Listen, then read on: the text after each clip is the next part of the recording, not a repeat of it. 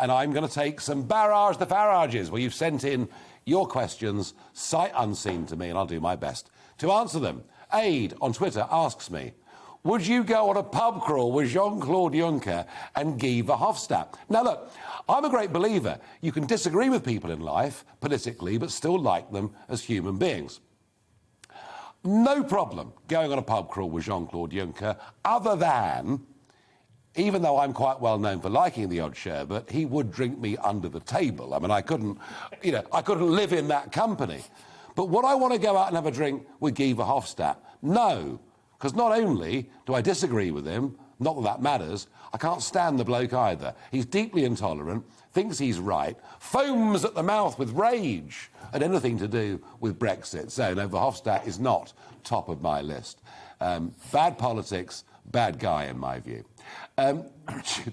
Janie on Twitter says, great suit tonight. That blue really suits you. Oh, thank you, darling. Thank you, darling. She's left the number, I believe. Well, that's great.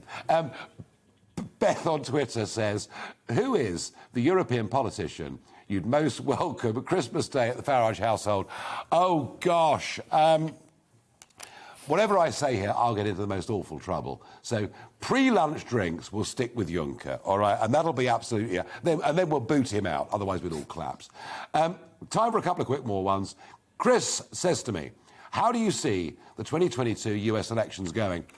So we were very fortunate last night to have a top pollster from America on. And if you look at what happened this Tuesday, if anything like that was to repeat itself in the midterm elections in 2022 in America, the Republicans would win an absolute landslide in both the House and the Senate. And I have to tell you, whatever you think of Biden's politics, he doesn't appear to be up to the job, and that is now having a real impact on American voters. I've got time for one more. Scott on GBNews asks me, apart from being PM, which office of state would you like to hold and what would you change? Well, I think that actually what I ought to do is step in for Priti Patel.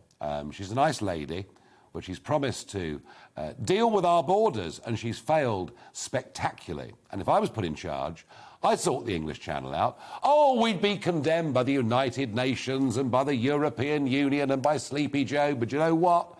I'd solve it. Really, I mean it.